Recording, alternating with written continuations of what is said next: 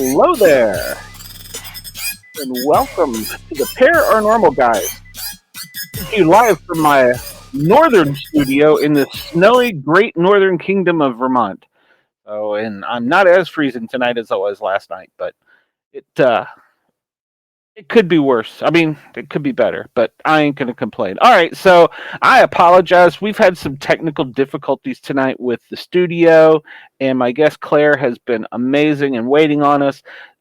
So the chat is open. I should be going out live on Yerg's radio. Uh, I'm hoping that. Hey, there we are, token metal. So I must be going out live. I'm hoping that we can get the live call in going if anybody wants it. Ross should be working on that one, but at any rate, we have kept our guest waiting too long. We can catch up on me after we get rid of. Well, I shouldn't say it like that. After she leaves, we can catch up on me and all the exciting things going on with me. But we don't want to waste her time. Claire, thank you for being so patient and working with me. Anytime. It was well worth the wait. Well, thank you. Like I explained to you backstage, I'm up here in Vermont visiting my son, so we're kind of doing his setup and stuff, and so I'm kind of using his studio stuff, and he's trying to adapt it to my stuff, and so it's just trying to mix and match and mesh, and that never works with technology. Exactly. So yeah, we just switched back to all his stuff. So I'm using his headset. We're still using some of the software to go out on the radio. So listen, I can't even figure out how to make Bluetooth work. So the fact that you're even doing this is really remarkable to me. I'm getting to the point where I'm going to be that old man going in Radio Shack. So it's getting close for me. I forgot about Radio Shack. That was one of my first jobs in high school. I loved that place. So. Oh man, I loved that place too. Got my first cell phone from there, I think. Yeah. I've always loved technology, so I've always played with this stuff. So. Oh, it's such a great skill to have. I mean, I feel like that's what our world is now. So, I need to remind myself of that all the time when I feel like I'm falling behind on apps or this and that. And, I feel for my parents and my grandparents who get so easily overwhelmed by it. Bring back the Shack. Yeah. Yes. Bring back the Shack. We should. Hashtag that and see if we can get it trending. I know, same. Best Buy is still around. We still have Best Buy. It's not the same, but no, it's not. And it's sometimes you need just one little part, and you go in there, and Best Buy is so big you get overwhelmed. So yeah. Yeah, I know. It's so true. My son calls it the TV store. Yeah, because it's like all those big just screen TVs that are just yelling at you. And all the video game stuff too, which I know nothing about. Yeah. My husband's a big gamer. He's in the other room gaming right now on that new Call of Duty update. I think that's what my son does too. So yeah. I don't know anything about it. So Claire, tell us a little bit about yourself. Sure. We've met. I'm trying to think. I contacted you because I was reading your book, or I had read about your book and wanted to learn more about you and your book. But first, tell us about you. What makes you tick? How come you did that? Well, hi, everyone. It's so nice to be here with you this evening. My name is Claire Eisenthal, and my debut novel came out October 3rd. I worked on it for about 7 years, and it wasn't like I was working on it solely at that time, but it took me 7 years from the start to the finish when it came out and was actually published. So it's been a really long journey to get here. I wrote the book when I lived in Chicago, and I now live in the Indianapolis suburbs with my family. So I'm a Midwest girl through and through, grew up here, went to college around here, and at Purdue University. And so, anyways, the book is a thriller novel, and it is a page turner. It is about a young woman who is taken hostage by a domestic terrorist organization, and they use her to infiltrate her computing company that she works for to target Chicago's electrical grid. So it's got some romance elements to it, but it's mainly a lot of action. And I think the reviews have been really, really, really positive. So I encourage anyone who loves a good thrilling read to check it out. You were right about a page turner because I was sitting reading and I'd be like, okay, hold on, I got to go a little bit further before I can stop now. Yeah, good. That's the goal, right? Keep you So, hooked. And I wrote so it how I like to read myself because, I have a short attention span and I have a really bad habit of reading ahead in books, which I don't like to admit, but I wrote it so you can't, because you just have to get to that next chapter. You don't want to skip ahead. And so I hope that the short chapters and the dual point of view kind of helps me with that.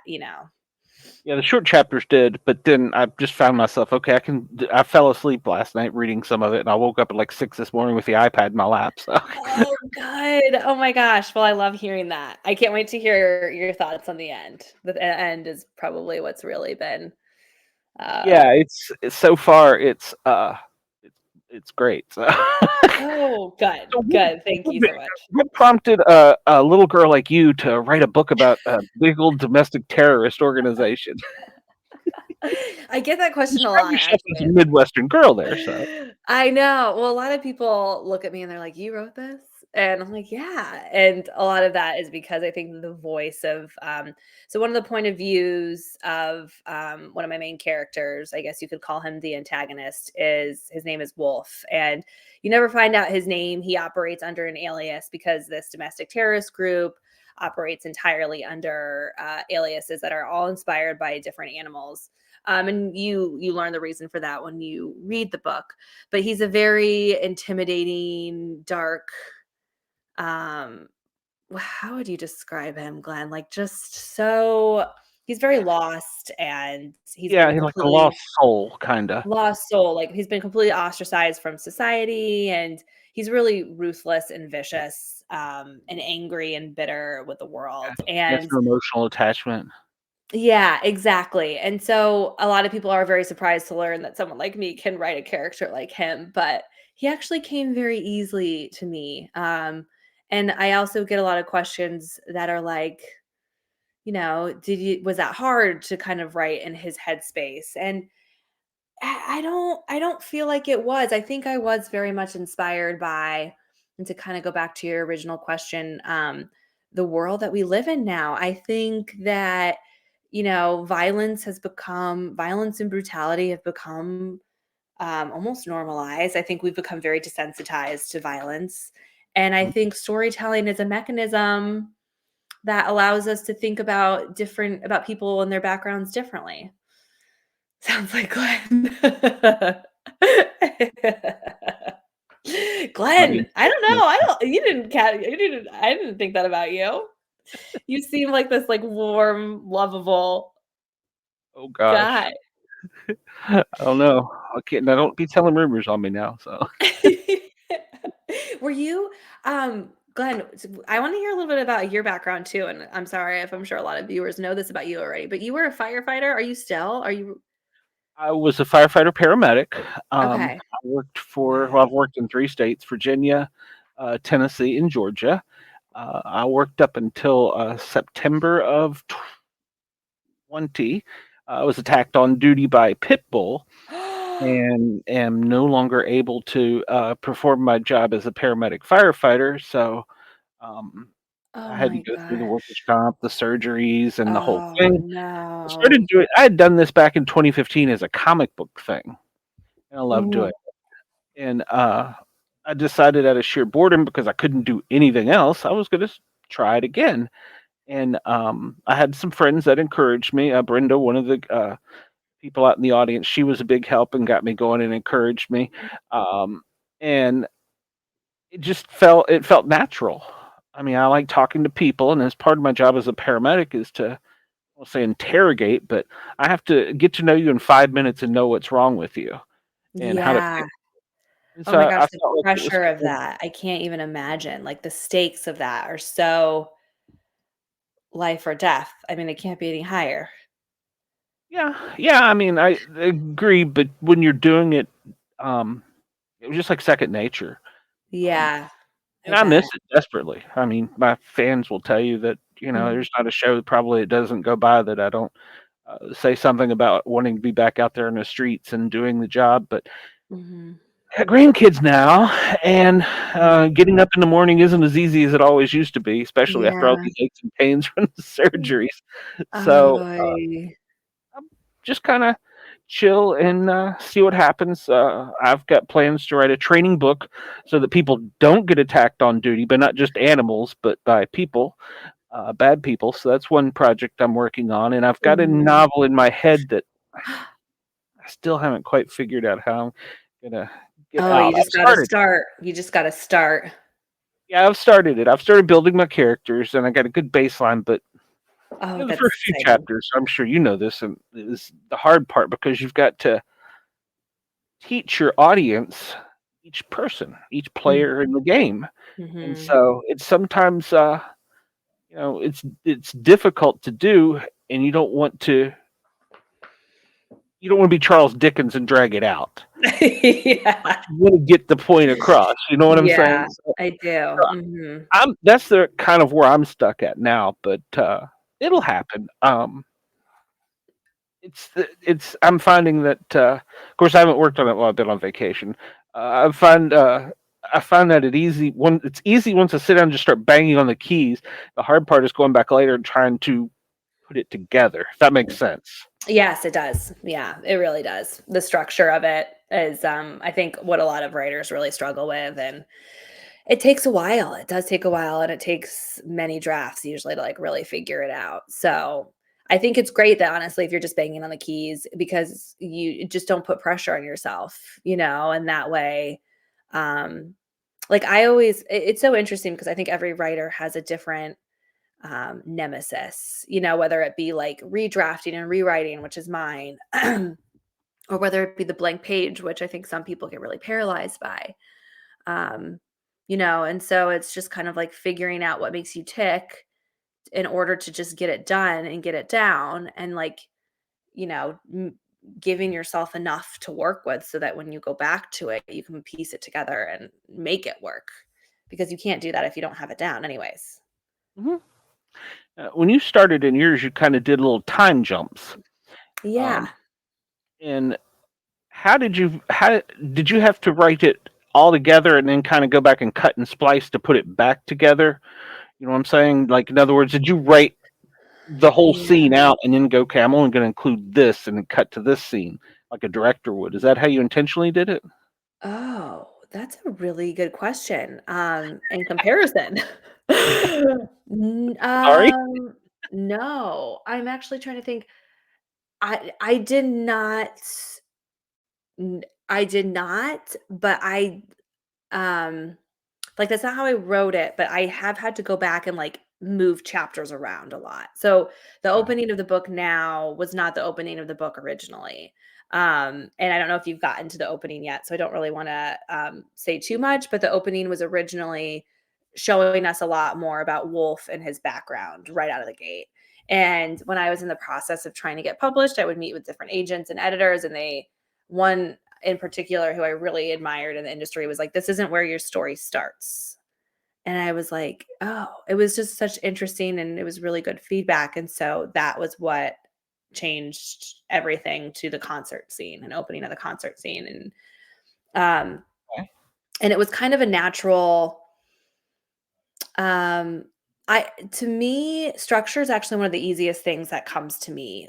It was kind of like, oh, okay, so this is gonna happen next, and then this is gonna happen next. And so it all kind of unfolded in my head and I just followed it. I just listened to that, if that makes sense. No, that does. That does. Yeah. I interviewed a young lady a few weeks ago, and she said that her book started as a dream, and the whole book was a dream. And she got up and told her husband, and he's like, "I put that on paper." And then, of course, she had to expand from, build the characters and stuff because Yeah. she didn't have enough context to put a book out, but she knew Yeah. the characters in her heart. She knew the character, and so that's the way she approached hers, and I thought that was interesting. So I Yeah. kind of almost wish I had that talent. Yeah, where you can just kind of like I think that what's really helped me with that is reading books, Mhm. and the books that I really love and that like capture the books that I really love seem to have a certain formula that like I myself find myself trying to emulate. Because I think that to what like we said earlier, you want to keep people engaged. You don't want them to put the book down. And how do you do that? And how do you do that while also revealing more about the character, but then also having enough action in the plot? And it does sound like my when I explain my story to people, I think it sounds very intense and kind of military thriller like, but it's not. I think you'd agree with this too, Glenn. It's like very character driven, which was always my goal with it too. I was going to say, if you just read the cover, you would probably, or not the cover, but the back of Yeah, it, the the copy. description. Yeah. Yeah, Yeah. if you just read that, you might get that opinion. But no, Yeah. once you're into it, it's definitely not that. Yeah. It's not. There's a little bit more there's a lot of layers to it. So Kind of like an onion there. So yeah, yeah, you just gotta peel them back, and it's going to be a series, and so that is okay. something that I really have to keep in mind too with kind of like the structure because there's so much of this book was setting the stage for the second book and even the third, and it ends on a pretty significant cliffhanger. Um, but Already got the trilogy in your head. I have the second book fully in my head. I don't have the third book in my head, to be completely honest. And I used to be really self-conscious about admitting that to people until I went to a conference and I heard how many other authors on the panel said the exact same thing, that like they didn't know what was going to happen next in their stories. And I was like, oh, I feel so validated. um, but yes, but I think what's important for me is that like I have to keep in mind the character arcs of the different characters and how they grow and evolve in the second and even the third book, and what my goal is for them, and keeping that in mind around where I want the plot to also go. So I think that's one of the hardest parts for me. Okay. Now, did you sit down and write out like Wolf, John Doe, whatever, and write Yeah. out a little, like a notebook of what that person was or what they were about or anything like that? I didn't for the first book, with I didn't write any character bios, but I highly recommend that people do that. And I wish I had. I did go back and write character bios for other actually non-major characters, which was interesting when I was doing a lot of revisions because I wanted to know more about them myself when I was writing them. Like a lot of that information about the character doesn't end up on the page, but it's really important for you as an author to write that character authentically. For the second book, I have started doing that because I actually have a little bit of quite a bit larger of a cast. And that makes sense when you kind of hear about what's coming with the second book. But I have found that I've had to do that to really make sure that I know who they are at their core. Okay. Do you do that too? Is that something that you've already done, or is that something you're still kind of fleshing out? Yeah, I've got a notebook where I'll sit down and I'll be like, okay, Dan is an old mountain man, and then I'll expound on that in my head and I'll put it Mhm, out on paper. I'll just kind of free journal it. I mhm. may not keep all of it, but I do have that so that maybe some point in time that Dan as a character may go back to that trait. He may reference his old home in the mountains or something. So um, I guess it's kind of like keeping notes in advance. Is I guess the way I Yeah, think about it. So that's because super smart. well, that was really the only way I knew because I wanted to put together a mixture of, we'll just say, two different parties, uh, and to do that, they were both so opposite. I kind of Mhm. felt like I had to give one side. If you read it, you're like, oh well, this side's cold and mean, and this side's so warm and cuddly. I think I Mhm. felt like I had to do that so that I could show a little bit of humanity in both sides, no matter which side you're gonna like out of the book. So if that makes sense. Yeah, it does, it does. Have you found as you've started it sounds like you're still in the early stages, of course, but, like, have you found the process to be how like, h have you found it to be, like, therapeutic? You know, does it kind of bring you alive in a way you weren't expecting? Like, what has the act of writing done for you since you've really just started exploring it? It does in some ways. In other ways, it seems to be so frustrating. But Yeah. in a lot of ways, it allows you to release a creativity um, maybe that you didn't know you had, or per se, it allows you to daydream more or less. Yeah, it And, does. I love and the that. daydream, because I will do that about a daydream. It might, I mean, and that sounds silly, like I'm having kids like daydreams, but something just a free Mhm. floating thought. Well, that means something somewhere. I don't know if it means something yet, so I'll just kind of jot it down and set it aside. So Yeah. Someone once mentioned that to me, and I never thought of it this way, and they were like, "Oh, you must have a really vivid imagination to write like this." And I think you do associate, like, daydreaming and imagination with children, and I think that was I was like, "Yeah, I guess I do. I guess I still do." And it's interesting how we do make that association, how we don't think of ourselves, at least I don't. I didn't think of associate an adult with an imagination, and that's sad. yeah, I don't and know. you're right, and that was one of the things that intrigued me about you. And you do judge a book by its cover, so to speak, but I saw your stuff and I saw what the book was about, and I'm like, oh, wait a minute, hold on. This is something. There's something I got to see here, and so that did make me stop and go back to it because I was like, how did she come up with? And now that I'm really getting into it, I'm like, how did she Yeah. get to this point in this? You know, because as a Yeah. paramedic, I see some of the cold darkness, and I get Yeah. that, trust me, from being out on there. But I'm I bet you thinking, do. this is. I mean, I don't know your background, but I just was like, this doesn't appear to be it doesn't fit. The envelope It doesn't doesn't fit. fit, So, I know. It no, I know, and like I said, I do, like, I get that often, and, I think a lot of and the reason I kinda asked about, has writing been therapeutic for you is because I think the act of writing this book was me processing a lot of my fears and kind of playing out a lot of, like, worst case scenarios in my head, and that was one of the points I wanted to get to. Was this a yeah. fear of yours, going to a movie theater, going to a concert, and having something bad happen? Yeah, it was, and I was starting to see and what really inspired me to write this book was I felt like there was no parts of our lives that were untouched by mass violence anymore. Whether it be a place of worship, whether it be a movie theater, a concert, whether it be schools, whether it be shopping malls, it feels like it really is can be anywhere now. And I wrote this book before I had kids, but now that I have kids, I feel even more strongly about that terror that that it's that this is a possibility that could happen. And so what I really wanted to explore while writing this was okay, what drives somebody to commit these acts of violence? What is it that propels people to this evilness? Because I don't think we're going to solve for it until we really figure that out. Because I think there's a lot of people in this world who are very lonely and who are very isolated and lacking connection. And it's being talked about more and more, thankfully, where it's like one of the biggest I know. I was listening to, like, the radio about it, and they were talking about loneliness is, like, the biggest, like, an epidemic, is it, of they said? I don't remember, I'm gonna use the wrong term, so no one hold me to that, but, like, it's it is a problem, like, it's one of the biggest problems of our nation.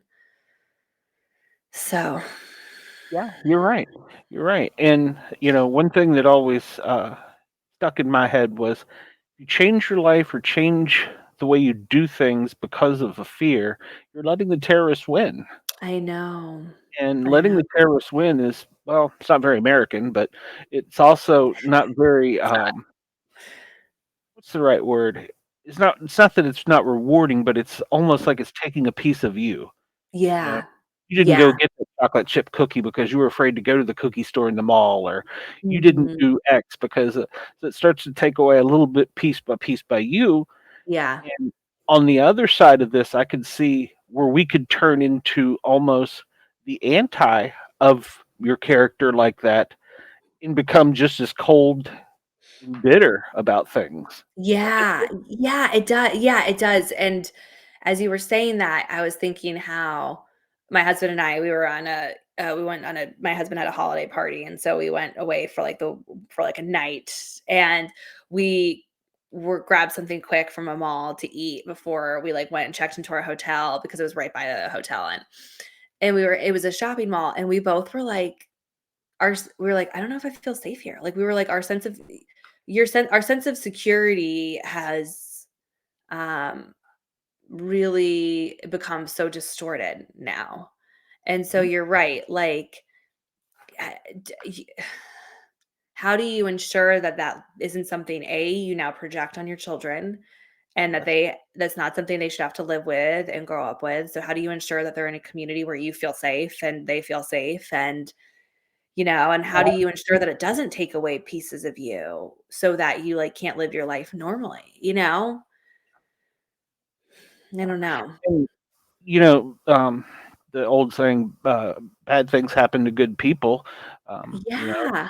Why do I feel like just that's be in so the wrong place, wrong true? time. I mean, that's another cliche, but uh, Mhm. I've seen plenty of acts of violence, uh, and some people just kinda they weren't in the right place. Others, it's like, "I see how you got here."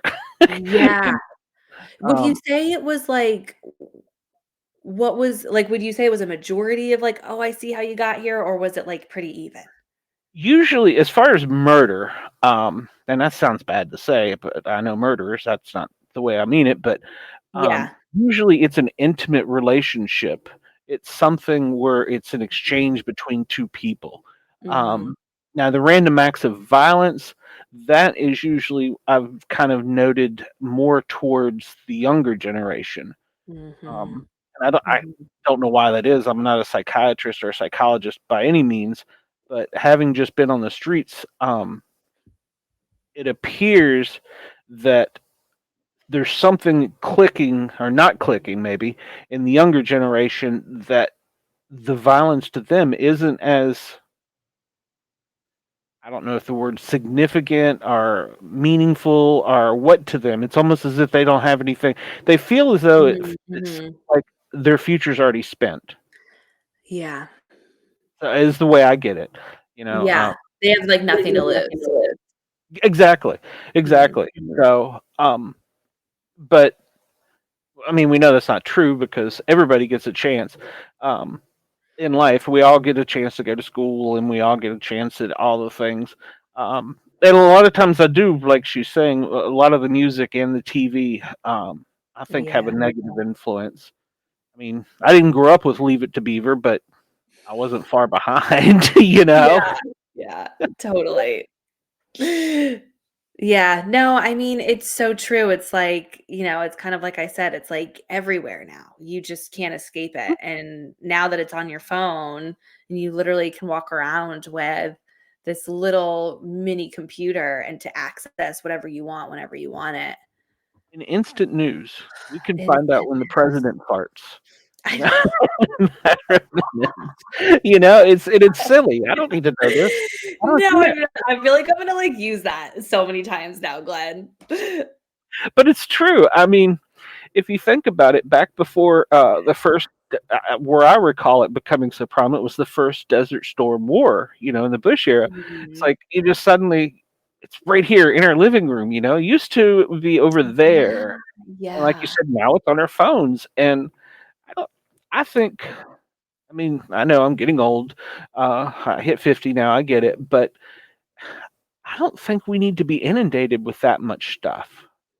You know. Yeah, and I think what's happening is that, now everyone's starting to have an opinion about all of it, and so these events and these wars, people are starting to have all of these like, it's starting to public opinion is starting to sway politics. And in some cases, I think that's obviously, of course, very important. But in other things, it's like people don't know what the F they're talking about. And they think they do. And they think they're experts in it. And they're really not. And so, I think a great example of what's happening with Israel and with Gaza right now, and it's becoming a misinformation war, and people are at each other's throats.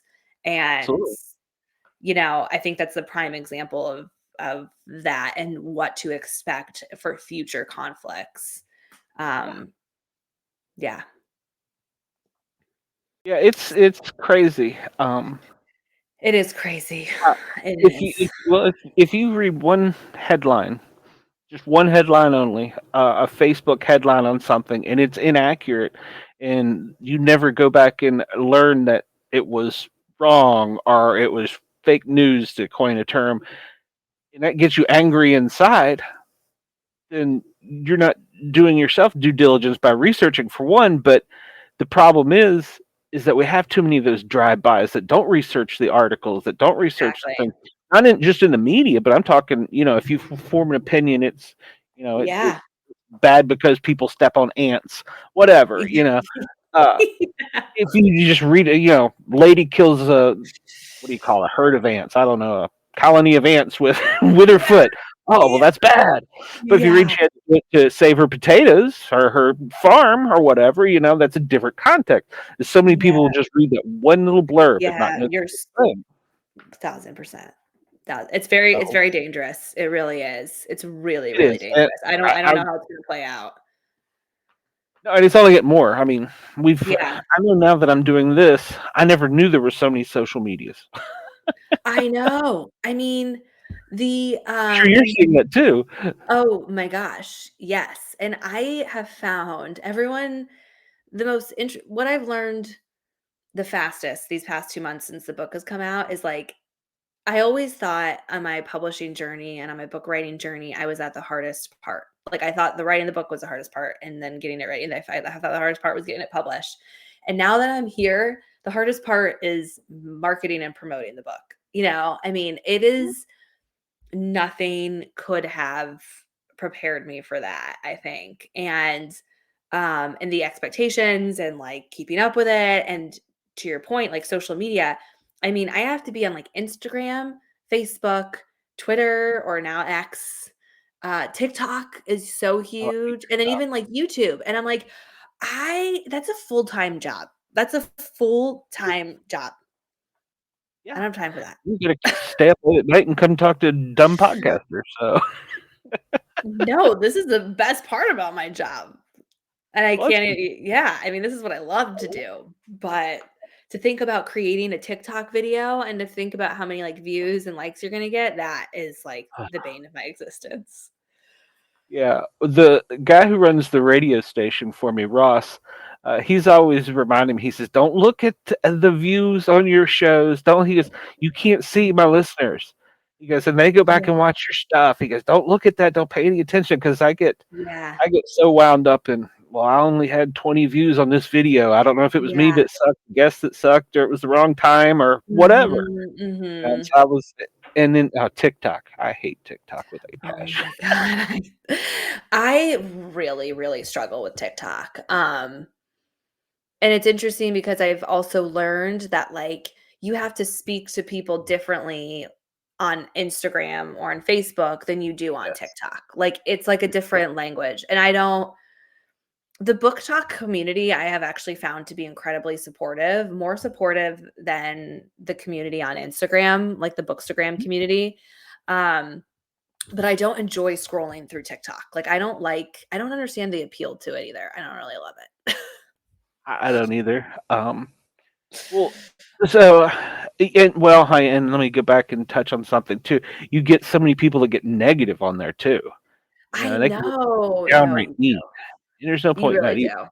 do. Yeah. I And mean, you can get I canceled invited them to so come on the fast. show, and I'll make fun of them on on live. I don't care. Yeah, yeah, I know, I know. But then for like, I think on TikTok, it's like a whole wave of people against something. and there's something different about that. Like, I don't know. Yeah, that does get almost its own little hive mind type of thing with TikTok. Yeah. Y I'm not a fan of that. So, yeah, exactly, exactly. have you had any I guess I don't know the easy way of putting it, but any creepy fans? Because once you get out there in a little bit of public, you start getting people that sometimes get a little weird. And I so, know. have you had any Knock of on that yet? wood. Knock on wood, no, not yet.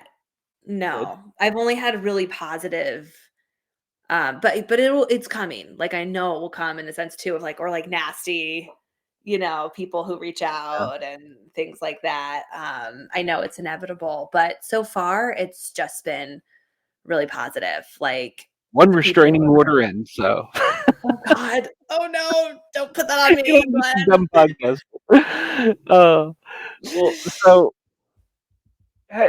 your genre, have you thought about branching out and doing any other type of genres or any Not yet. Because I feel like I'm just so focused on getting this trilogy done. Like I can't think it outside of that yet. Um, but I've learned so much throughout this process. So I've learned to never say never. okay. Yeah. Like I could definitely see myself writing a different genre. I feel like I don't even have the headspace to think about like what it could be at this point because I'm just Are you a big movie fan or any I'm other a type? big show fan. Like I actually don't watch movies very often, but I watch a lot of shows. Are you Okay. a big movie fan or are you more what are you Uh, big? I'm more show Okay. fan. You know, What's your sometimes favorite show right now? oh gosh. Well, I've been stuck doing podcasts on Big Brother for so long. I don't know that I know, but I need to get back into the Disney series and get back into like Loki and stuff like that. So, Yeah. Wait, I don't watch Big Brother. Will you tell me a little bit more about it? if you want to, you really should. You should go back and watch that because if you want a social experiment, take 14, 16 people that you have no idea who they are. They don't know each other. Now they've started adding influencers, TikTokers, Instagrammers.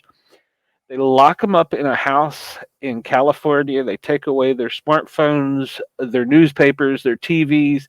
The only thing they have is each other. And after 2 weeks, let the games begin. And it Oh. it is like a psychological chess game. That's the best way I can describe it because in order to stay in the house, you have to have power. And then if let's say I'm your friend, but Mhm. I don't know, Bob there hates both of our guts. Well, Bob gets power. He's going to put both of us up for eviction. And we have to Oh. play games to keep our safety. And if we don't win our safety, well, the only other way of staying in is by sucking up to the other house guests to be their friends when I see. only in a few days you're going to be trying to get power and kick one of them out as well. And the Hmm. purpose of the game is getting down to between the contests and the kicking each other out, down to one person that gets a $500,000. Actually, it's $750,000 now. So yeah, it's a reality TV game show that is like a psychological chess game. So is it very similar to Survivor? It's got a lot of Survivor esque. Yes, Okay. yes. Because I have It some friends who are, like, huge fans of Survivors and are, like they're going back and, like, watching all the seasons of it. Yeah, yeah. There's a lot of people that are hooked on both Survivor and Big Brother. I Okay. never really liked Survivor because I'm an outdoors person. I like to go out and camping and stuff, and a lot of that Uh-huh. was Survivor appeared kind of, I don't know, hokey Yeah, to like, me. it's just kind of like an unnecessary element to it. Yeah. Yeah. So, but the Big Brother, I always think it's interesting to put people in a room that don't know each other and just see. You know, we had, Yeah, especially in see certain what comes elections, from it. we had some really amped up people in there. You know, Oh my so, gosh, I need to go back and watch old episodes of it. That sounds right up my alley. yeah, that's a really good show. Now they're doing a Christmas game, which has like the best of. I think they started with nine, and they were winners of seasons. They put them in the house for 2 weeks, and the Fun. games have been very intense. And tomorrow night is the finale. on CBS. Ooh, are you excited? Yeah, I am because none of the people I picked to win are in the final four, but um, the We final used four to do people that with there. The Bachelor. My friends and I, we would do like Exactly. a bracket. Yep, yep. Yeah, The final yeah. four is definitely the people that earn their spot there, so that's good. It's not like they just slid their way through there. And that's another with the game. If you're really good, there was one young kid that was just kind of like the typical stereotypical beach bum kind of guy, didn't really have a lot of common sense. He slid the entire game through. See, And sometimes, but like, are they actually the brilliant ones then? You know what I mean? Like, I don't know. he got the girl, but he didn't get the money. So, so I don't, Hmm. I don't know. It's I Hmm. think in the long run it was probably more expensive for him. I was gonna say I think I'd go for the money. Yeah, But I would too. So, well, did you when you were growing up? Did you ever read comic books? I didn't read comic books, but I read a lot. And I love and I know this isn't a comic book, but it's a graphic novel, but I loved The Walking Dead. And I loved the show of that. I didn't I was the loyal I followed The Walking Dead for a long time and then I stopped watching it because I just couldn't anymore. Did you ever Well, watch did, did you yeah, oh watch yeah, that yeah. That's filmed one? in Atlanta, and I've actually been Oh on some yeah. set. So yeah, Have you? yeah, That's really cool. And I saw that they're doing did you see that they're doing all those spin-offs now? yes, Are you gonna be yes. watching all of those too? I don't know. I think they took a lot out of me already, so I That's don't know. I know, and I'm like, yeah. And like I said, I didn't like, I watched, like I said, for a very long time, and then I kinda like, You know, the guy who after created it, Robert Kirkman, he was yeah. by trade a comic book writer, and I remember hearing that about he because he came on and was interviewed all the time on, like, The uh, Talking Dead, and yeah, that's what he said. one of the things he abruptly ended the comic book series. It was on an odd number, and nobody like saw it coming. And he just did that because he wanted to leave the what if out there. He never Mm, explained in the comic book how the virus began, where it all started, mhm. or whatever. And he was, and you want to talk about some crazy fans attached to it. He was joking at a comic book convention, and they asked him, how it was going to end because he's tied up in so many projects. Eventually, he's got to let something Yeah. go. Yeah. And he said, "Well, I was thinking about just having Rick open his eyes in the hospital, and it was all a dream." Oh, you want to talk about upsetting so many people in the Walking Dead world. They were like, I've been invested in this and it's just a dream. Do not. Don't you dare. Did he do that? That's the No, thing, like, I don't know how he ended up I don't know how this season ended. So my husband and I have been like, when we saw, for example, the Michonne and Rick spinoff that they're doing, we were like, do we need to have finished the whole series? Because I watched so yeah. past when Rick disappeared and was off of the show, but like it was then Maggie was gone, and then so many of the key characters were like dropping who like, I loved how in the show I loved how they were always kind of ruthless and they never just kept someone on to keep him on. But then I did not like how it's like the people who you followed for so long were all kind of picked off one by one because I didn't feel the same attachment to the new people who they brought on as they accumulated more people as based on the different, whether they were in like Alexandria or whatnot after. Yeah. Well, Negan was my guy. So Oh, I loved Negan. Oh my gosh. Oh, what was his name again? Who played him? He's so good. I can see his face now. I'll never. Oh, I know. I need to look it up because it's gonna really bother me. Yeah, Negan was my hero. I, Um, I don't- he was actually Jeffrey Dean that's Morgan. right. Yeah. Yeah, They he's actually voted in a comic book world about who was the most ruthless comic book character, and Negan beat the Joker out. And the Joker was a mass murderer. So really? That's fascinating. I loved the Batman yeah. movies. Actually, Cobra in my book is based very loosely on Negan.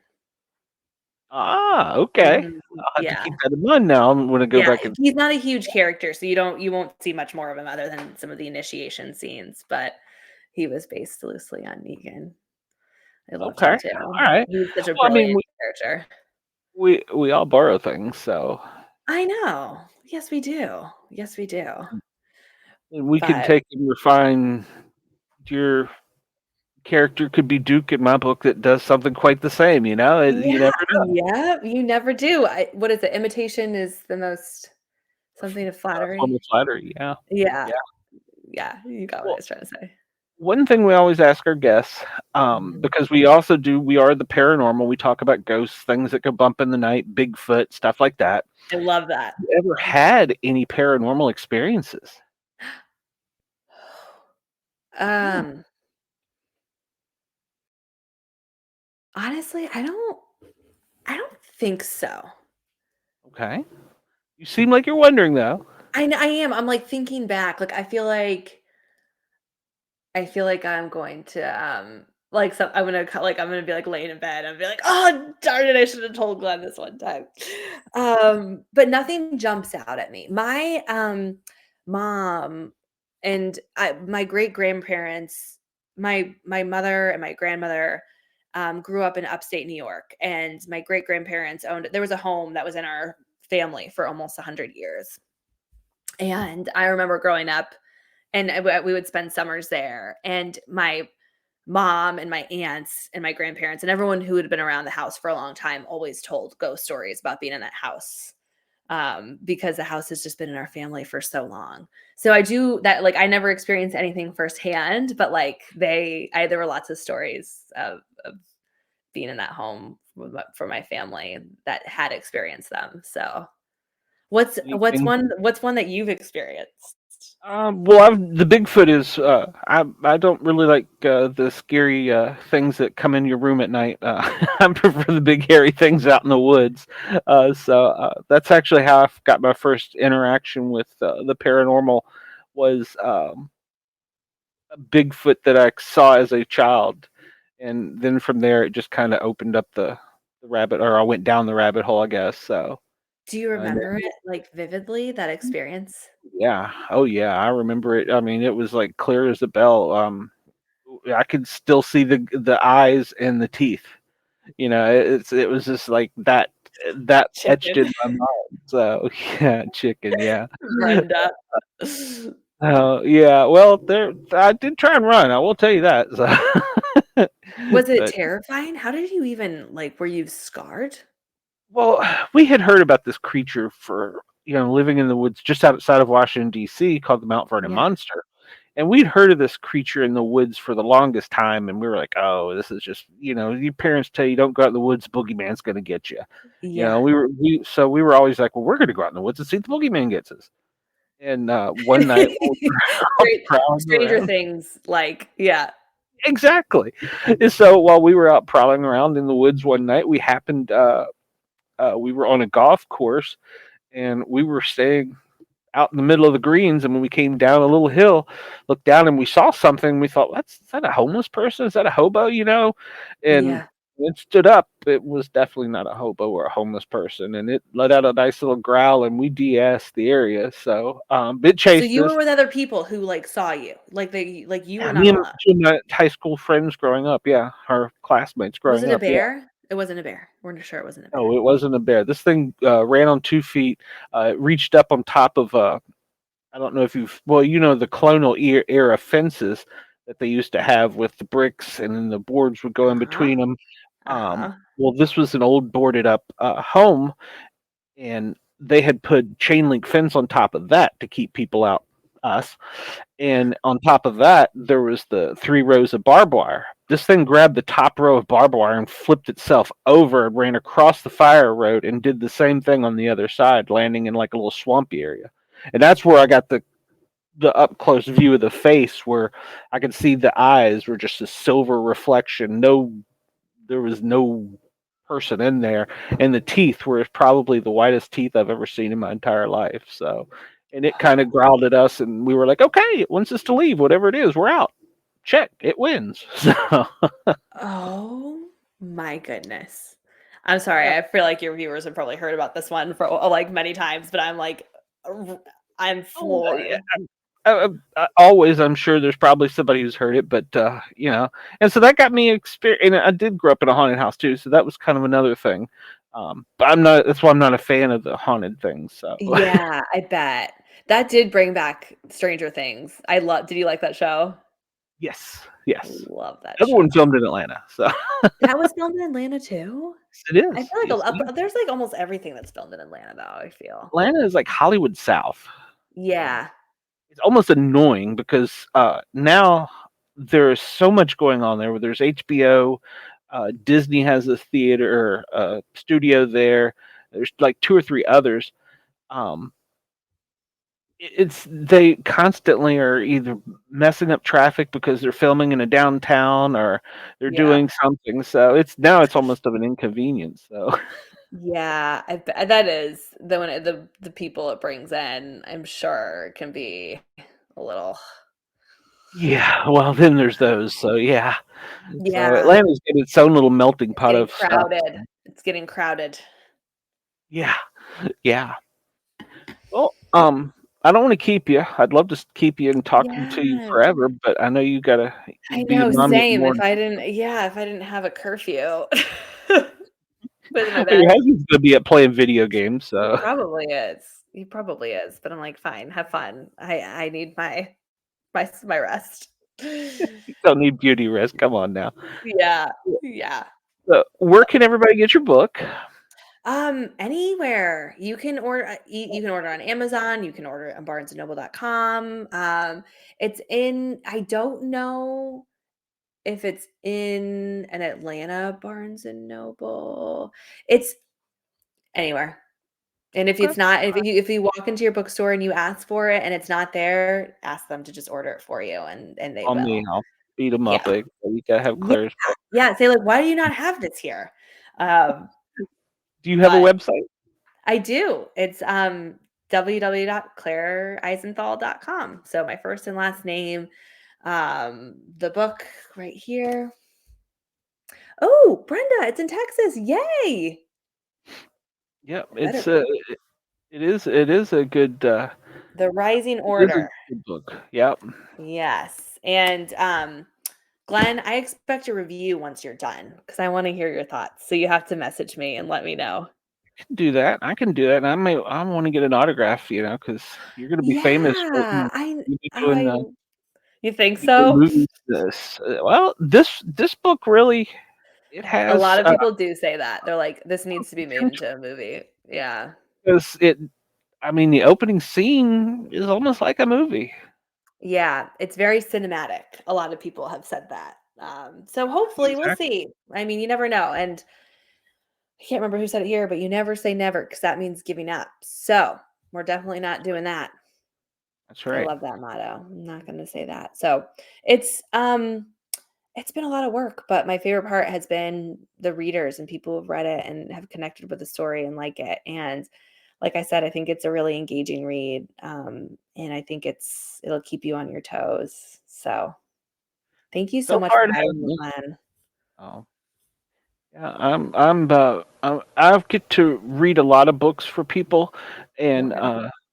not for, I guess, from, I guess that's that right? And Mhm. not all of them keep me in suspense, and not all of them do I finish. I mean, that probably sounds bad, but I mean, No, I'm the same. gosh, there's some of them that are, like you said, just they keep you gripped. You gotta know what's the next page, and there's others like, it's, Yeah, I know exactly that feeling. I do. And I just think everybody's time and energy and attention it's limited and so whenever someone does read it, I feel very honored, because I know how much everything else is it's just vying like for a people's quick attention. fix of adrenaline. That's the way Yeah. I feel about it. It's kinda like a quick fix Oh, because love that. at one point, you're kinda like going, "Oh, oh, oh," and then you're like, So, it's like, well, like the fade to black, you know what I'm talking about, yeah. Like, "Oh, no, nuts." So, yeah, you Yeah. got your little adrenaline fix in there, and then it just kinda brings you back down. So, yeah, yours is definitely like that and keeping you glued to it, so. I'm gonna have you be on my next book jacket cover. That'll be like the blurb on my book jacket. The little It's hit just of adrenaline you need. it is. It really is the way it's the way I looked at it because I'm being an adrenaline junkie, firefighter, paramedic. You That was have to kind be of to like do the way your it was. job. Yeah. So yeah, it was kind of the way it was because I was like, "Ooh, I get this. I know where we're going with this." Yeah. Wow, thank you. That is such a compliment. I've never thought about it that way before, obviously, because I don't think you experience like, I don't have the ability to experience my work like other people do, so I love hearing things like that. It makes it just so worth it because, like I said, it's been a long journey to get here, and it's been so hard, and there've been so many it's just a I roller coaster.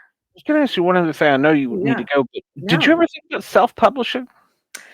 I did, but because of at the time that I was writing the book and was in the process of trying to get published, I didn't have the capacity to self-publish, and I didn't have the time and the energy because and I know a lot of people who have been very successful with that route, but because I had a very demanding full-time job, I was still working at Google at the time, and I was in the process of trying to get the book ready for publication, and then I was also, have 2 young kids at home. I didn't have it in me to, like, do the marketing and the formatting and the design and the editorial, and so, that was primarily what swayed me to go this route, you know? Okay, that's Yeah. fair. That's fair Yeah, it was because the time element to it. I think if I'd had more time, I would have absolutely considered that.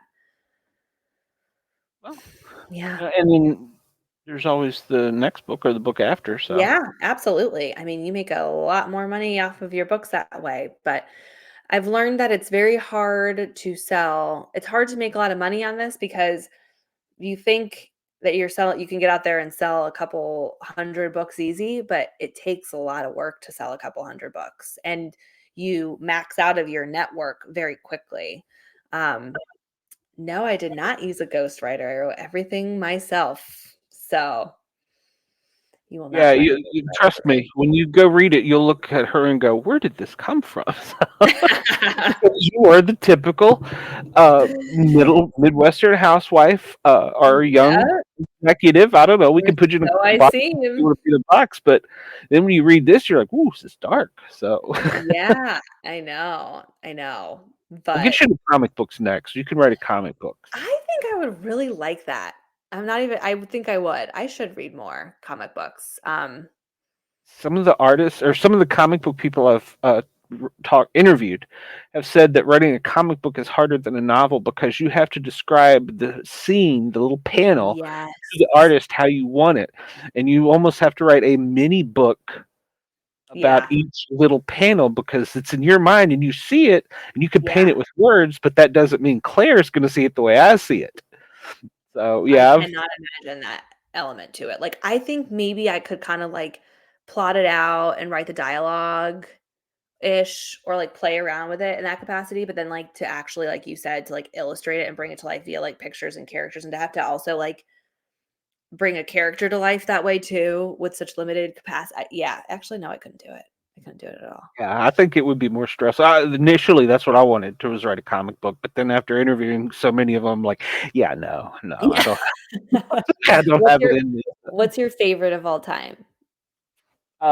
Favorite comic book? Yeah. Well, I was a huge fan of The Walking Dead. Probably any You of the were? Marvel Are you stuff. not anymore? Well, no, I meant he ended the Okay. series, so the comic Yeah. Oh, okay, series. so you okay. Did you like how he ended it even though he Um, yeah, I did, but in comic book world, he left it open for things down the road, which Mm, I think smart. is Very smart. kind of a mind thing. So it's almost like it's like you were talking about the trilogy. It's almost like there's something else that I haven't seen yet. So yeah, that was it. Now he's got another series. Kirkman, everything he touches turns to gold. He's doing the Transformers. If you remember them from growing Y up, yeah. he's just started. If you can get your hands on the first issue of his comic book, you've got investment for your kid's future. Uh, he has started that just in the past few months, and from what I've read, it's pretty cool. So I gotta say, I That like. that sounds awesome. He's starting to he bought from Hasbro the rights to GI Joe and Transformers. He did? Can you do that? I didn't even Yeah, who knew? I mean, clearly you can. I mean, when you have the money to buy the yeah, that's really Yeah, fascinating, and he will probably, like you said, like, anything he touches turns to gold, so yeah, yeah, and he's already got ideas in his head for GI Joe. I'm not a GI Joe fan, but he's going to tie. What always fascinates me about some of the comic book people is if you think about the Marvel universe. If you've started watching any from the Iron Man, the Winter Soldier, the Captain America, any of those ideas were 20 years ago in the movie we just saw, they brought up to that with yeah, knowing that's the way it was. And yeah, that just blows my mind. yeah, How anybody could have something over such a span of time and so many writers, so many hands touching it, and it didn't change a lot. That's what yeah, that blows my mind as somebody who not only likes to read them, but as somebody who's trying to write a little bit. Um, mhm, how do you keep on point for that long through that many people, that many characters? yeah, oh my gosh, I So can't even we're imagine. talking. You'd have to have an encyclopedia of notes on each person in my and to keep it up here for me. So It's so like, I can't even wrap my head around that. yeah, yeah, Let me it tell you. is crazy to think about how like I said, 20 years ago, they knew that the Avengers War was going to happen. How do you do that? Yeah, how do you yeah. My husband loves those movies. Ah, well, I need to like, he went and saw that last one, in the theaters, and I told him, I was like, I really wanted to sit down with him for a long time because there's certain like, I watched all the Spider-Man me too. movies, and I know that Batman is not Marvel, they're DC Comics, right? That's But I correct. love like Christopher Nolan's Batman movies. I mean, I think those are Mhm. just I love those.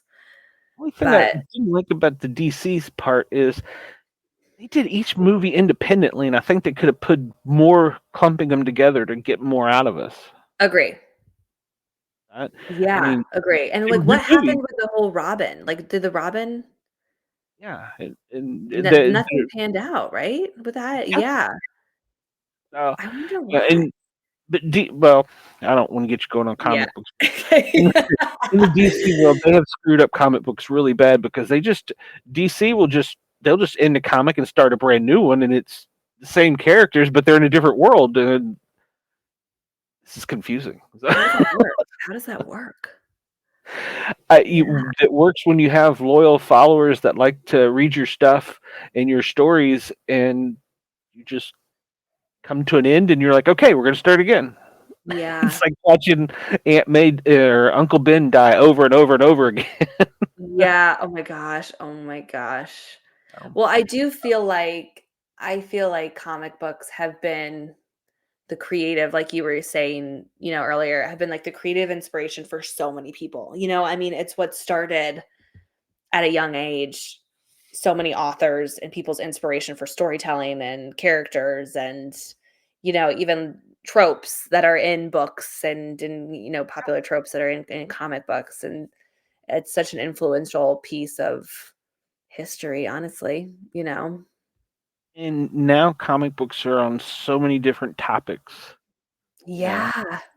it's I've interviewed people that I interviewed a guy out of Orlando that come up with his own characters, uh, and it's right on, and he's Yeah. self-publishing and doing it, and you Oh, know, that's cool. of course he does other things, but that was as a kid that's what he wanted to do. That's what got him going. His Mhm. world around him wasn't so shiny, so Mhm. he dug himself into the comic books. So Mm. Have you heard of really quick before we go, I think I've been hearing of this one a lot, is it Heartstopper? Have you heard of that one? Heartstopper. Yeah, that was a Um, big one, I think I heard of that's been, like, becoming very popular, and they made it into, like, a Netflix show. Um, hmm. Yeah. Heartstopper. No, the name doesn't sound familiar, but Okay. there's so It many was of one them. I haven't read it, but it was, all over Instagram or something. So I'll tell you what, you read it and you let me know because I have this sneaking suspicion what you like to read and what I like to read are pretty close by the way you write. So I think so too. I can't wait to hear what you end up writing, and I can't wait for that journey to really unfold for you, and that's awesome. thank you. Thank you very much. I appreciate I that. hope we stay in close I'll come on touch. your show. I would like that. I would like Yeah. that very much. So I'd love to do something like that. Once I have a little bit more time, I would love to do something like create a show and give back to the people who have supported me on this journey. And yeah, I would love I to do that. always tell everybody, I've got a mic and I got a mouth, and if you want to come on and talk, come on. So any Wednesday night at 9 o'clock Oh, I love Eastern, that. we're here. And then on weekends, we're cutting up, being crazy, as we call my band of friends that get online, the Misfits. So you are welcome to hop in I anytime. would love that. I will for sure. If I get a crazy topic where I think I'm gonna need a co-host to help me carry it through, I'm gonna contact you and see you You can come better. co-host. How about You better. that? You I make don't it a know if I'd phone be as call. good as you, but I can follow your lead. I'm just talking. I can This is all learn. ABC. Audition, bullshit, close. That's all.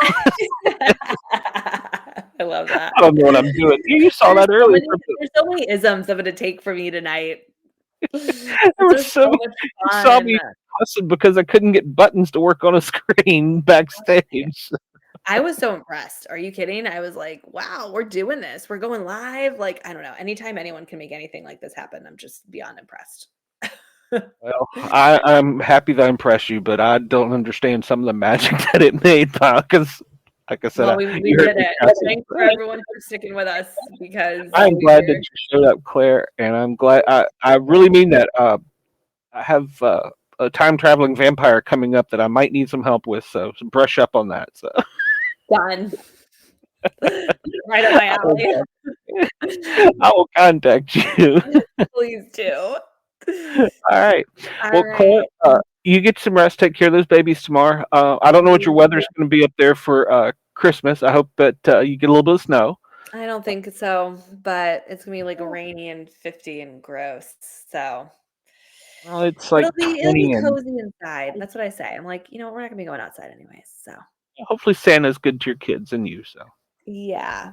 Well, thank you so much. I really appreciate you having me on and thank you for your support and thank you for everyone who tuned in to listen and you guys were awesome. I love the yeah, engagement that I've for got a sure. great little bunch of fans. So You guys, and this you really do. I will probably not roll this over till I get back to Atlanta into a podcast form and put it out over Spotify, Okay. Amazon, and all that. But once I do, it'll be out everywhere that you find a podcast. So Perfect. Let me know and I'll share it on all my social media channels and I don't know if you have an Instagram, but I've been on Facebook a lot yeah, more as of late too, since the book has launched. So I'll share it on Facebook and Instagram. So you just let me know.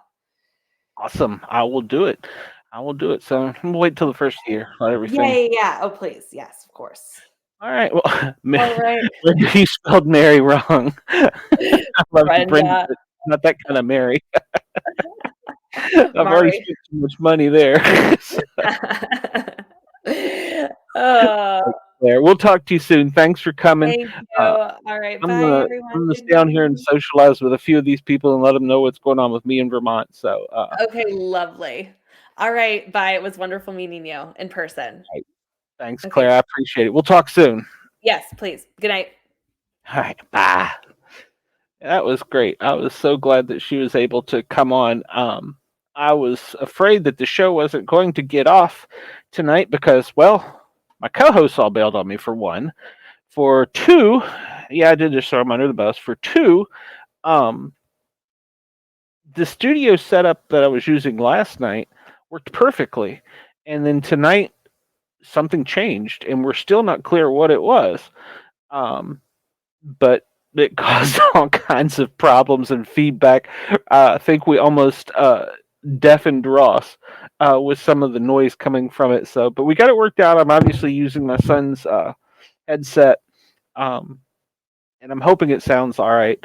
It did from the test we did, so that's why we got a late start. But For anybody that doesn't know, we drove up to Vermont to see our grandchild and to spend Christmas up here, hoping for a white Christmas.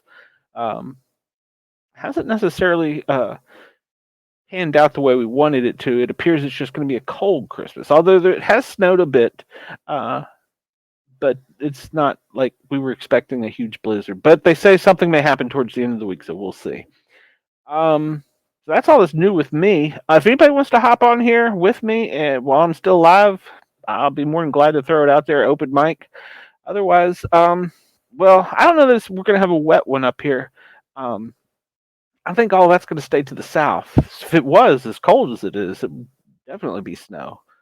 So, but yeah, I don't know that it'll be wet up here. I think more down in the south, down in your region. I know in Texas, I think you're supposed to get some uh, uh, wet stuff, but I don't know. I don't know if you're going to be cold enough for snow down there, but um, yeah. So yeah, if anybody wants to jump in there, I will send the link. Hit me up on Facebook. My phone's been sitting here making noise, so hopefully wasn't somebody trying to get in touch with me. But yeah, I bring you in. We'll chat. Any of you, if you want to. Brenda, are you going to get snow over the next few days, or is it just rain? 'Cause if it's snow, you're lucky. I wanted it up here. That's why I came up here. So, um, Brenda says, send the link. She'll brush her hair. That's my girl. Uh, yeah. We wanted or Beth really wanted the white Christmas more so than me, but we came up here and it got a little bit of snow right off the bat, but then it kind of tapered off into nothing. It's was spitting snow when I went out there earlier. It's been well. Currently, it's already in the teens. So yeah, it's 20. So it's been pretty dang cold. Not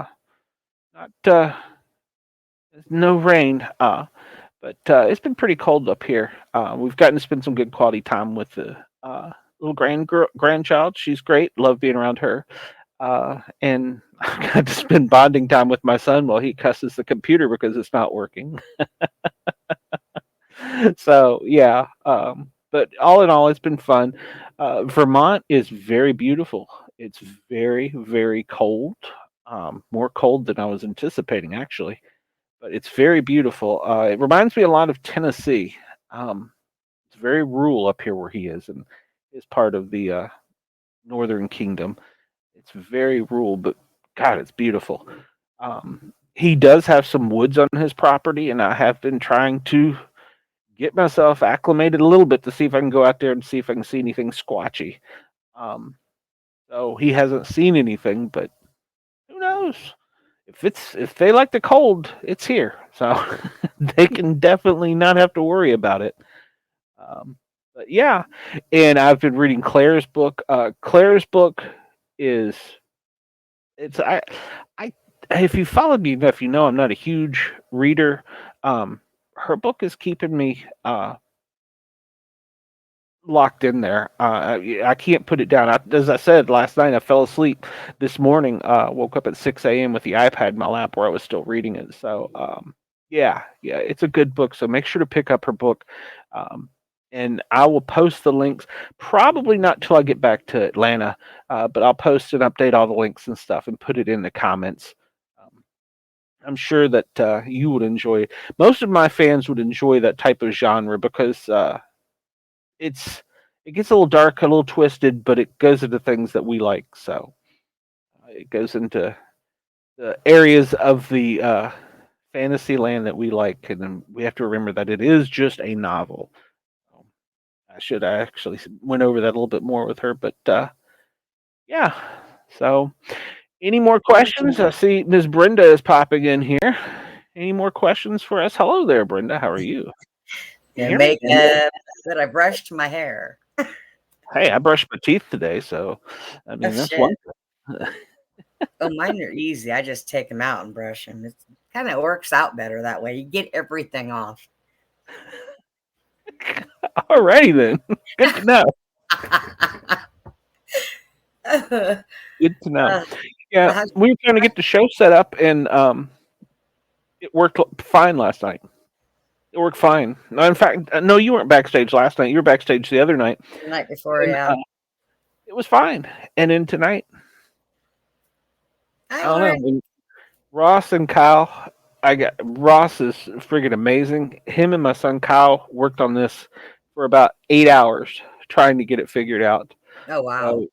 So um, we finally bailed and put this microphone in, and we were just like gonna roll with it. And Claire was so nice. She was backstage, and she's like, "We can reschedule." And I'm like, "No, we've already got people in the chat, and I'm really into your book. You're here. You've made time for me. Let's just roll and see what happens." And so far, it's worked out.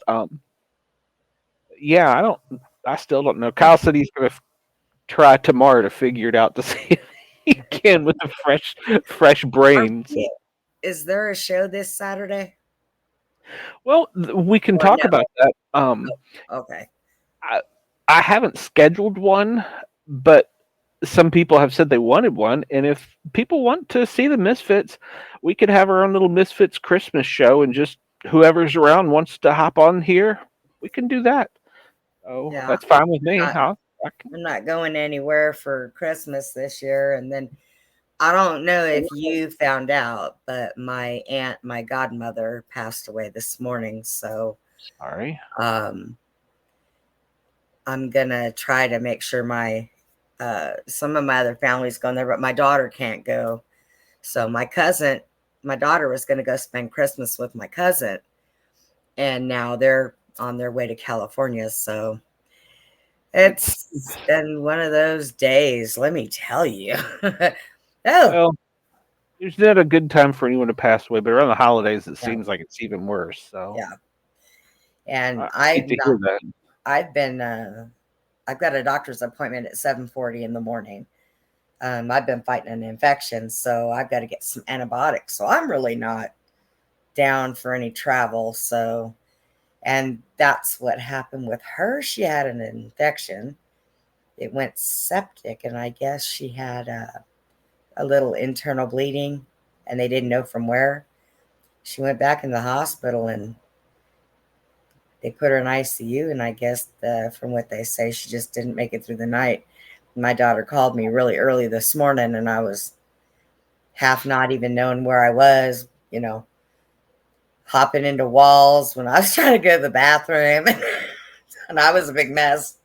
Damn it, Jack! You have to send me a video of that. So. Oh, he's always asleep. He is so used to me falling down, bumping into things, running things over, running the dogs and the cats over, them screaming, that he just sleeps through everything. He don't even know. I don't know how you said you make me nervous wreck when I'm on the phone or video with you and you're hopping around or running over the dog or Jesus. I've Me a only nervous done wreck that. about how I've he's only done that twice, and now I tell him when I'm going to move. Where are you? I can't see you. And he gets in front of me, grabs me by the sock on my foot, and pulls me as I'm moving. So I don't get him now. He's getting smarter at it. He's learning. need a dog whistle on the side of your wheelchair so when you're moving it's blowing the air through the whistle. Yeah, I've actually got two of those. Those damn things don't work. I don't care what it is. They don't work. They don't I work. didn't think they did. They were for deer whistles initially, but yeah, I didn't think they worked. So I mean, I'm better off buying a duck call for him. He'll listen to that. He'll be like, "Ooh." Oh man, that's funny. Well, we're what? How many days away? We're 5 days away from Christmas. Yeah, yes. 5 days. 4 days. Harper got her letter from Santa today, so that was kind of cool. Oh, I don't know how that happened, but apparently this is such a small community up here. Someone who knows all the people in the neighborhood wrote letters to the kids. oh, It nice. come through the mailman from Santa. I wonder if the terrorist got one and what it said. Boy, you better calm down or you're getting cold. Oh no, this is just for up here. I don't think he got one. Harper did tonight. She got hers. She was all excited, so it was kind of cool. That's neat. I bet. I have a feeling it is like Mayberry up here. Really? I mean, it is like Mayberry. It is such a small, tight knit community. They all know each other. That's funny. Apparently, it's kind of like a rite of passage after your second or third year up here that you have to get a snowmobile. So Oh, Kyle finally got one. And then so everybody suddenly just comes out of the woodwork and goes, you need to have this, you need to have this, and and the sheriff's department up here actually patrols on them. yeah, I bet Not they do. not only just at main streets when it's messed up, but in the woods with them on the trails and stuff. And There's your they new told me Bigfoot crew. exactly. Told I don't know if I'm brave enough to get out on this thing with my son. He drives like a maniac. Oh, But snowmobile, what's they going to told happen? me that You'll fall off, maybe back up over yourself. It won't hurt you. yeah, it's no big deal. But they told him they said they have I guess it's like groups that keep areas clean. So they help clean up around here, like with trees down, limbs down, stuff like that. Yeah. And like each different neighborhood has their own group. And so they were kidding him and saying, now that you've finally gotten one, you're in the gang. Oh, They have like riding jackets and shit like bikers. I bet. Oh, wow. So No. he says, you're Hey, the guy kind of they're making the thing with best of me. what they got. Well, I mean, up here, the fire department's volunteer, the ambulance is volunteer. I mean, his closest neighbor is like 2 miles. So, yeah, it's literally like Mayberry. I was surprised. I can't remember the name of his gang, his snowmobile gang, but Frosty. I'll have to ask him tomorrow. I'll post it. And I was like, Rudolph. listen, you get a biker name to put on it? Ice balls. Ice balls. That's a good one. Ice balls. That would be the Ice Cat. So. The ice cat freezing his balls off. Yeah, that's the way to go. Yeah, everybody's so nice up here, and Where? I'm running with a moonshiner. So hell yeah, I'm telling you, that would be better than Florida, than a condo in Florida. you know, it's so cold. It's so cold. Oh, you'll get used to it after a while. Your blood will thicken up. You'll be all right. That's what my son Plus- says. So. Plus, you know, That's what my it's son its said. own He said, little "Oh, Mayberry community. If you go get drunk, the sheriff just puts you in the cell and let you sleep it off till morning. yeah, Because what kind of damage are you going to do on a snowmobile? well, my luck. Yeah, I wonder if they get in pursuit. That would be interesting to have a live PD with officers on snowmobiles. That'd be pretty badass. We're in pursuit. Oh, God, that would be probably hilarious. You know how many people would probably pee themselves? Why don't you go start something and make sure your son's behind you videotaping so we can watch that? Exactly. That would just be, Wonder, hey, do they have sirens like they did on ships? Glenn's going to start a new Christmas tradition and make a new Christmas movie. Cops on four wheels. Pretty badass. That'd be pretty badass to have to ride around a snowmobile with a little motorcycle siren. God, it would. That would be so hilarious. So yeah, So I'm where's not- everybody? everybody is upstairs. And that's it. No. I mean, where's Dina? And I know JT said he was going out of town, I guess. Where's Dina? Despair. Poof. Yeah, I don't know. Yeah. I mean, it was to the point where we were behind with getting the studio set up because of the audio problems, but to the point I was like, going, "It is Wednesday, right?" So, your audio went away. No, I muted myself so I could holler for Jack. But Yeah, I don't know. I know that. I guess everybody's doing their Christmas thing, so it would have just been nice to know. But hey, that's okay. I thought she said that she was going to read it because she was going to be here. You get me a pack out of the fridge. Got me. I don't know. So, and I knew that I wanted to talk to Claire for sure because I've been reading in her book and it's pretty damn good. So Yeah, it's out here at Barnes and Noble. Get you more cancer. Oh, it's in a red box too. That's kind of cool. make sure you get it because it's the opening scene. Like I said, I had started reading it a little bit beforehand, and I really dug into it while we came up here. But I was like, how does she write this? Because I mean, I don't mean to be stereotypical, but you look at her and you think she doesn't look Hey, this dark and evil. haven't you ever heard that big things come out of small packages? Did you just not believe that? It's kind of scary if that's the way she's thinking. Her mind's working. Her husband might want to sleep with a bulletproof vest on or something. Hey, I have read and watched so many horror movies and have collected so many of them that I could probably, if I sat down and put my mind to it, I could probably go bump to bump with Stephen King. He's a jerk anyway, so I know I'd probably outdo him because, I'd put him in my book and he'd be the rotten, smelly bad guy. You need to every day just sit down for 10 minutes and free flow some ideas. Yeah, I know I've had people tell me I should write just about, because the people that I see that are no longer with us anymore, some of the experiences with them and it would probably be interesting. I don't know. I've thought about it, but I think until I get my eyes straight, I'm telling you, man, I think I'm going blind. I'm going to ask my eye doctor if they got seeing eye dogs on sale. You That do can not drive need a another damn wheelchair. dog. Huh? You do not need another damn dog. Well, if I relied on these two to help the blind, they'd walk me into every freaking wall. I'd really be running into stuff. No, they've actually been really good to you. Know what they've been doing, Glenn? What's Because that? I have this infection. My sugars have been, now, mind you, my sugars have been way below 200 and below 100 for the last 3 years. Oh, I checked my sugar the other night and I didn't hardly have anything. It was 418. Ooh. But when you're a diabetic, your sugar will go up when you have an infection.